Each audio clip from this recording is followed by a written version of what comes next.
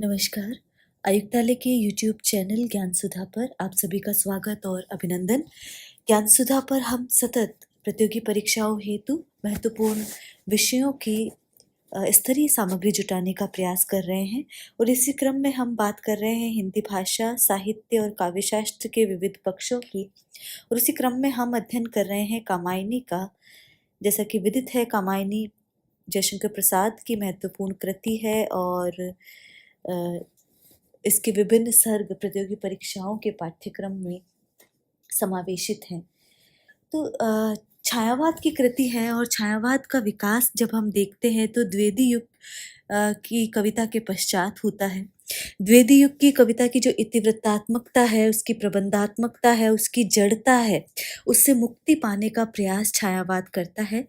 और छायावादी काव्य का जो समय सीमन है वो 1918 ईस्वी से 1936 ईस्वी माना जाता है। और आचार्य रामचंद्र शुक्ल भी छायावाद का प्रारंभ 1918 ईस्वी से ही मानते हैं। 1918 ईस्वी में प्रसाद की जो झरना काव्य कृति है वो प्रकाशित हो चुकी थी। इससे पहले 1916 में यदि हम देखें तो निराला की जूही की कली वो प्रकाशित हो जाती है। और यदि अंतिम परिसीमन देखें तो जो 1936 में कामायनी का प्रकाशन मानते हैं प्रसाद की, तो 1936 या 1935 में कुछ में प्रकाशन मिलता है। तो प्रगतिशील लेखक संघ की स्थापना भी 1936 में होती है और इस आधार पर, सभी आधारों पर जो छायावाद का अंतिम परिसीमन है, अंतिम सीमा जो है वो 1936 मानना उपयुक्त है। जब हम छायावाद का अध्ययन करते हैं तो छायावाद में हमें पता है कि स्थूलता के स्थान पर सूक्ष्मता का चित्रण वहाँ पर दिखाई देता है, वहाँ पर रहस्यवादी प्रवृत्ति दिखाई देती है और प्रेम, प्रकृति और सौंदर्य का काव्य जो माना जाता है छायावाद को। तो इस तरह से ये छायावाद की विशेषताएं आती हैं। 1992 विक्रम संवत में, एक तरह से 1992 विक्रम संवत में कामायनी का प्रकाशन होता है। इसमें से 57 वर्ष घटा दीजिए तो ईस्वी आ जाएगा। तो इस तरह से जो प्रकाशन वर्ष है वो निकलता है। 1935 में कामायनी की सर्जना होती है, लेकिन कई स्थानों पर 1936 इसलिए परिसीमन ये माना गया है। 1992 विक्रम संवत कई पुस्तकों में मिलता है और प्रामाणिक यही माना जाता है। तो छायावाद को जब हम देखते हैं, कामायनी को जब हम देखते हैं तो अंग्रेजी जो रोमांटिक काव्यधारा है, जो रोमांटिसिज्म है, उससे प्रभावित ये रचना दिखाई देती है। और जो छायावाद का समूचा काव्य है वो सांस्कृतिक चेतना, मानवतावादी और दृष्टिकोण में जो प्रभुत मात्रा में लिखा गया है, ऐसा हम देखते हैं। तो कामायनी का अध्ययन कर रहे हैं जो कि आत्माभिव्यक्ति, सौंदर्य चित्रण, प्रकृति चित्रण, दुख और वेदना के चित्रण में अप्रतिम कृति मानी गई है और मानवतावाद का बृहत्तर संदेश देती हुई जान पड़ती है। तो जब हम श्रद्धा सर की बात कर रहे हैं और श्रद्धा मनु को अपना परिचय दे चुकी है विगत पदों में, और वहाँ वो उनके जीवन में, जो कि चिंतामग्न मनु बैठे हैं, उनके जीवन में आशा का संचार कर रही है। वो कहती है, नित्य समरसता का अधिकार, उमड़ता कारण जलधि समान, व्यथा से नीली लहरों बीच बिखरते सुख मणिगण द्युतिमान। तो मणिगण अर्थात मणियों का समूह,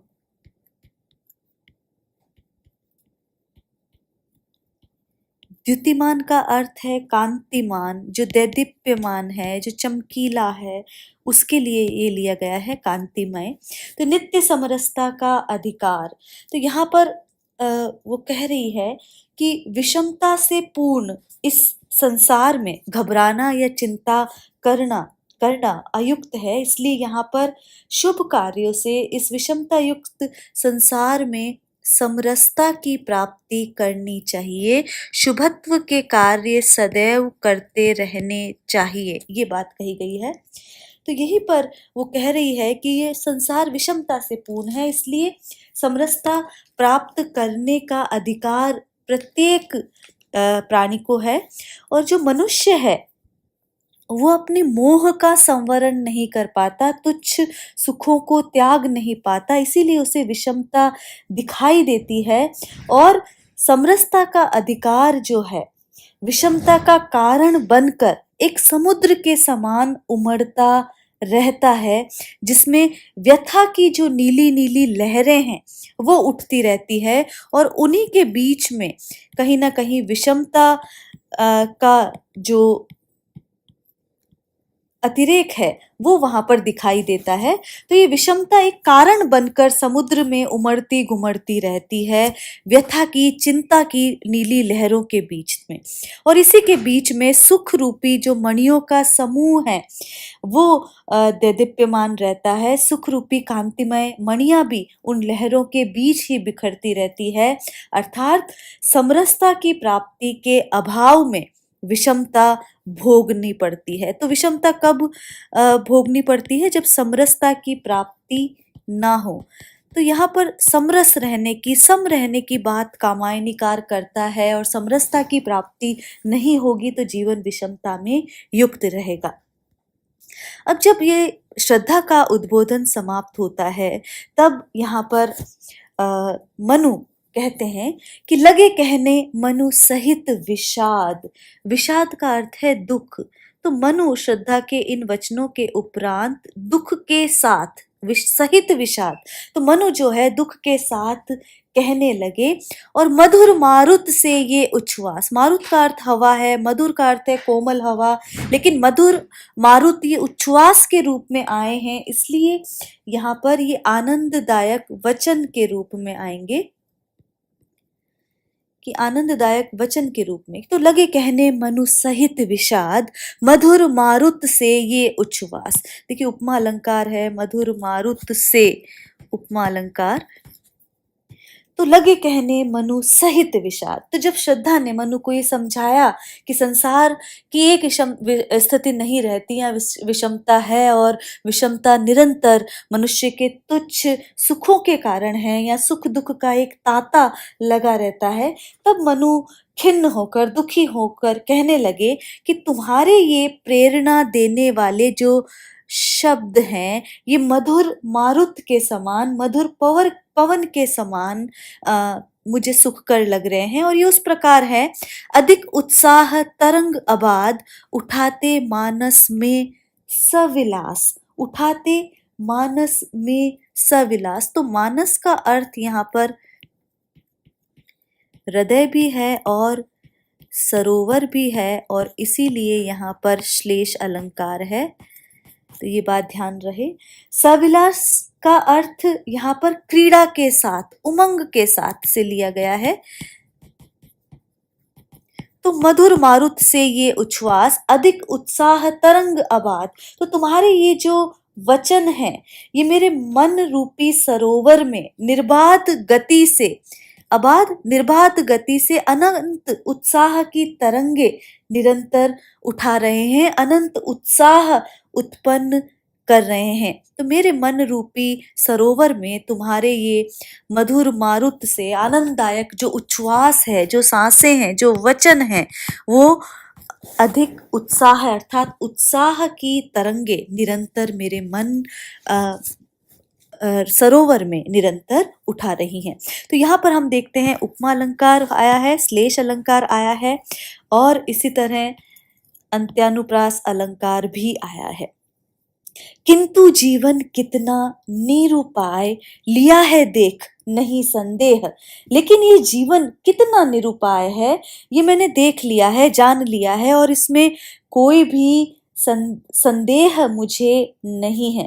तो यहाँ पर वो कहने लगे कि जीवन कितना निरुपाय है, अर्थात उपाय करने पर भी इसे सुधारा नहीं जा सकता। तो ये जीवन उपाय रहित है, और ये मैंने जान लिया है, अपने अनुभव से मैंने ये जान लिया है, और इसमें मुझे तनिक भी संदेह नहीं है, संदेह की कोई गुंजाइश नहीं है। निराशा है जिसका कारण, सफलता का वह कल्पित गेह। कल्पित गेह, कल्पना का घर है, कि निराशा है जिसका कारण।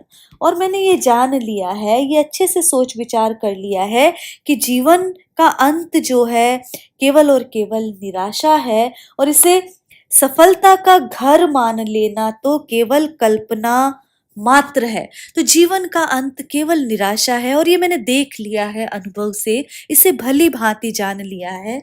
और ये जो सफलता का जो घर मानते हैं, इसे जीवन को जो सफलता मानते हैं, वो सफलता नहीं है। इसे सफलता का घर मानना तो केवल और केवल कल्पना मात्र है। तो जीवन कितना निरुपाय, जीवन बहुत निरुपाय है। यहाँ पर अंत्यानुप्रास अलंकार आया है। कहा आगंतुक ने सस्नेह, आया है कौन? श्रद्धा। तो श्रद्धा ने यहाँ कहा आगंतुक ने सस्नेह, अरे तुम इतने हुए अधीर। आगंतुक श्रद्धा मनु को कह रही है कि अरे तुम कितने बेचैन जान पड़ते हो, कितने अधीर जान पड़ते हो, कितने दुखी जान पड़ते हो। हार बैठे जीवन का दाव, जीतते मरकर जिसको वीर। कि तुम तो जीवन का दाव हार बैठे हो, अर्थात निराश हो गए हो, असफल खुद को मान बैठे हो। ऐसा नहीं करना चाहिए। जीवन का दाव तो वीर पुरुष मरकर भी जीत जाते हैं। तो उसे, उस दाव को, उस जीवन को तुम्हें नहीं हारना चाहिए। उस सफलता से तुम पूर्णतः निराश हो गए हो, जिसे परिश्रमी जो व्यक्ति है वो परिश्रम करके प्राप्त करते हैं। तो यहाँ पर मनु के कथन को सुनकर उस आगंतुक व्यक्ति अर्थात श्रद्धा ने बड़े संदेह के साथ वो कह रही है कि तुम इतने अधीर दिखाई दे रहे हो और जीवन की उस सफलता से पूर्णतः निराश हो गए हो, जिसे परिश्रमी व्यक्ति, वीर व्यक्ति परिश्रम करके प्राप्त करते हैं। तो यहाँ पर श्रद्धा के प्रेरणास्पद जो वचन है, हमने देखा पिछले पद में, उनको एक तरह से तो पवन की उपमा दी है, साथ ही मनु के भावों को स्पष्ट करने के लिए उनके हृदय को सरोवर का रूपक दिया है। पवन और सरोवर का रूपक यहाँ पर दिया गया है। और जब हम देखते हैं हार बैठे जीवन का दाव, तो यहाँ पर इस मुहावरे का प्रयोग प्रसाद करते हुए से जान पड़ते हैं। आगे वो कहते हैं तप नहीं केवल जीवन सत्य, करुण ये क्षणिक दीन अवसाद।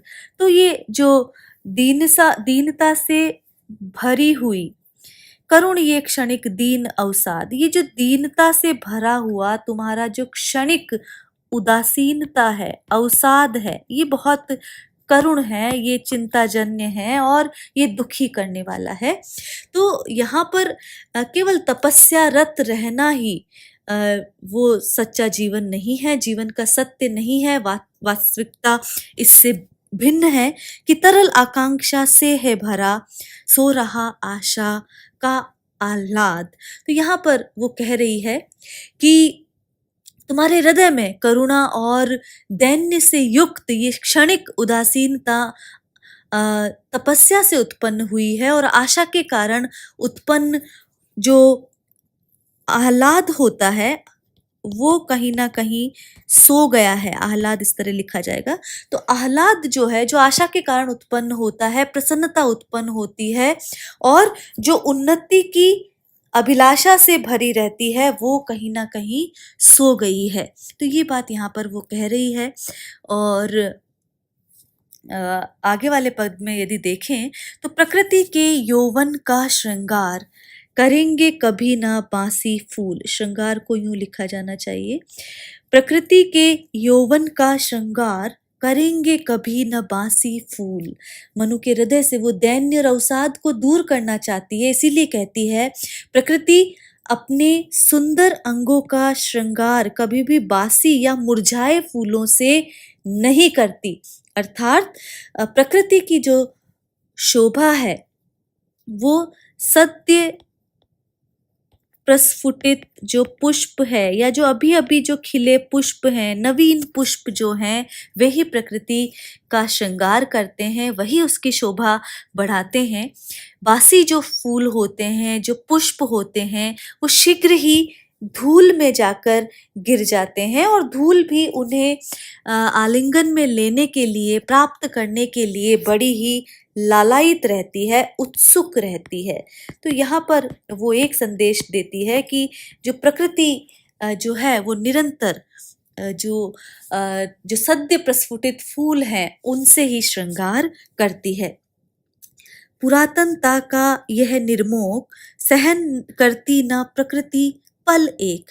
पुरातनता का अर्थ है प्राचीनता। जो प्राचीनता की जो कैचुली होती है, निर्मोक का अर्थ है कैचुली, जो आवरण है, वो प्रकृति एक भी पल बर्दाश्त नहीं करती।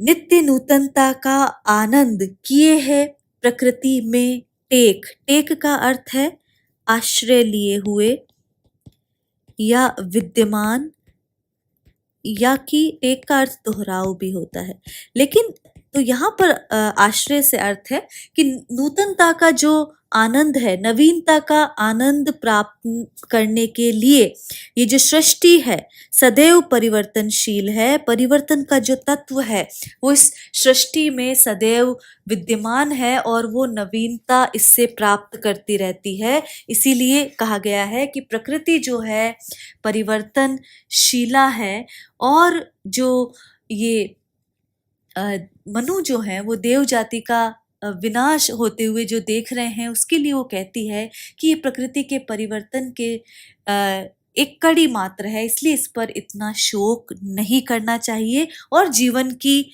जो गतिशीलता है उसकी ओर उन्मुख होना चाहिए। तो यहाँ पर प्रकृति का मानवीय रूप दिखाया गया है, इसलिए मानवीकरण अलंकार यहाँ पर माना जाएगा। तो जो पुरातनता का यह निर्मोक सहन ना करती प्रकृति पल एक, एक भी पल यहाँ पर नहीं करती। तो यहाँ पर मानवीकरण अलंकार देख रहे हैं, ऊपर वाले पद में उदाहरण अलंकार का यहाँ पर प्रयोग देख रहे हैं कि प्रकृति के यौवन का श्रृंगार करेंगे कभी न बासी फूल, इस तरह कहकर जो बताया है।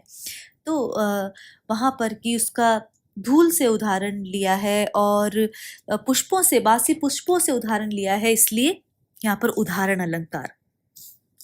तो आगे के पद में वो कह रही है कि युगों की चट्टानों पर सृष्टि डाल पद चिन्ह चली गंभीर। तो यहाँ पर सृष्टि प्रत्येक जो युग रूपी चट्टाने हैं, रूपक अलंकार है, युग रूपी चट्टानों पर अपने पद चिन्ह डालती हुई, अपने निशान छोड़ती हुई, उस युग के धर्म विचार संस्कृति के रूप में अपने पद चिन्ह छोड़ती हुई गंभीर रूप से चली जा रही है। तो पद चिन्ह कैसे हैं? वहां धर्म के, संस्कारों के, परंपराओं के जो पद चिन्ह हैं वो छोड़ती हुई गंभीरता से वो निरंतर विकसित होती रहती है। और देव गंधर्व असुर की पंक्ति अनुसरण करती उसे अधीर, और देवता, असुर और गंधर्व सभी लोग बेचैन होकर उसी का अनुसरण कर रहे हैं। अर्थात हर एक जो जाति है, हर एक जो युग में जो जातियां रही हैं, जो प्रभावशाली भी रही हैं, वो चुपचाप इसी परिवर्तन का अनुसरण बेचैन होकर करती रहती है। तो संसार का ये नियम केवल तुम्हारे ऊपर लागू नहीं हो रहा है मनु, ये नियम प्रत्येक जाति अपने विकास के इतिहास में देखती है, और प्रत्येक जाति अपने विकास का इतिहास छोड़कर अंततः विलीन हो जाती है। तो यहाँ पर जो देव गंधर्व असुर का उल्लेख कवि ने किया है, इसमें देश काल का ध्यान रखा है। श्रद्धा के समय तक जो देव सृष्टि विकसित हुई थी उसमें देव जाति, गंधर्व जाति और असुर जाति, तब तक उन्हीं का विकास हुआ था और तब तक मानव जाति का विकास नहीं हुआ था। इसीलिए यहाँ पर देव गंधर्व असुर की पंक्ति ये कहा गया है। युगों की चट्टान में हमने देखा रूपक अलंकार है और अंत्यानुप्रास अलंकार का प्रयोग यहाँ पर देखा जा सकता है।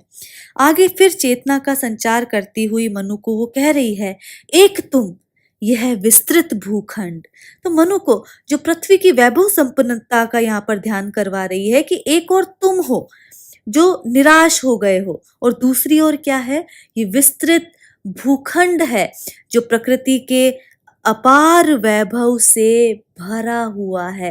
तो अमंद का अर्थ है विपुल, अपार, अत्यधिक। इससे लिया गया है कि एक तो तुम निराश हो और दूसरी तरफ ये भूखंड है जो कि प्रकृति के वैभव से, विपुल वैभव से भरा हुआ है। कर्म का भोग, भोग का कर्म, यही जड़ का चेतन आनंद। तो यहाँ पर जो किया जाए इस सृष्टि में संचित कर्मों का, जो संचित कर्म है उनका भोग हो रहा है और आगे भोग भोगे जाए इसके लिए निरंतर कर्म किया जा रहा है। और इसी क्रम के परिणाम स्वरूप ये जो जड़ भूखंड है, ये जो पृथ्वी का जो भूखंड है, उसमें प्राणी के समान ये आनंद प्राप्त कर रहा है और इसी के स्वरूप जो पृथ्वी वैभव संपन्न है। तो कहा ये जा रहा है कि यदि वैभव संपन्नता इस सृष्टि में है तो उसका आधार केवल और केवल कर्म है। तो यहाँ पर कर्म रत रहने की बात यहाँ पर कहा जा रहा है। और जड़ का चेतन आनंद, इस पंक्ति में यदि देखें तो जड़ का चेतन आनंद कैसे हो सकता है, इसलिए यहाँ पर विरोधाभास अलंकार है। परिवर्तन की महिमा यहाँ पर बताई जा रही है और जो कर्म का महात्म्य इन पदों में बताया जा रहा है। आगे वो कहती है कि अकेले तुम कैसे असहाय यजन कर सकते, तुच्छ विचार। कि यदि तुम ये सोचते हो कि तुम अकेले नई सृष्टि का सृजन करने का यज्ञ कैसे कर सकते हो, या सृष्टि निर्माण जो है वो अकेले कैसे कर सकते हो, तो यदि तुम ये सोचते हो तो ये बहुत तुच्छ विचार है, ये बहुत छोटा विचार है। तो तुम असहाय हो, अकेले हो, फिर सृष्टि निर्माण संबंधी यज्ञ को तुम कैसे पूरा कर सकते हो? तुम्हारा ये विचार बहुत तुच्छ है, दयनीय है। तपस्वी आकर्षण से हीन, कर सके नहीं आत्म विस्तार। तो हे तपस्वी, तुम्हारा ये विचार इसलिए तुच्छ है क्योंकि तुम अपना विकास ही नहीं कर सकते, और इसका कारण है कि अकेले रहकर तुम्हारा जो हृदय है वो आकर्षण से रहित हो गया है।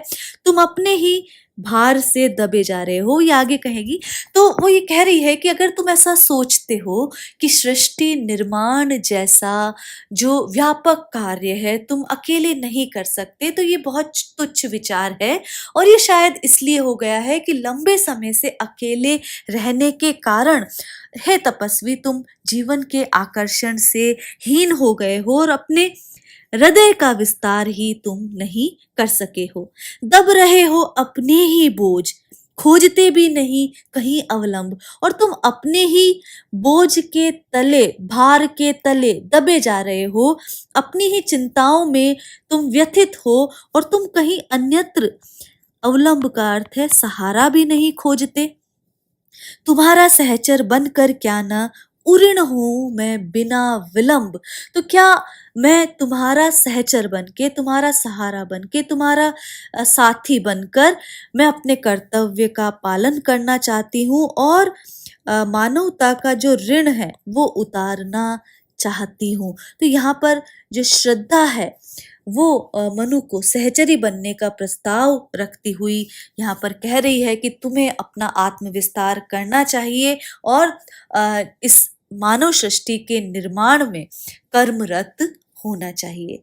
तो श्रद्धा के ये जो पद हैं, श्रद्धा सर्ग के ये पद हैं, वो श्रद्धा उत्साह से भरी हुई है और जो चिंताग्रस्त जो मनु है उनके मन में उत्साह, उल्लास और कर्म की भावना का संचार करती हुई निरंतर जान पड़ रही है।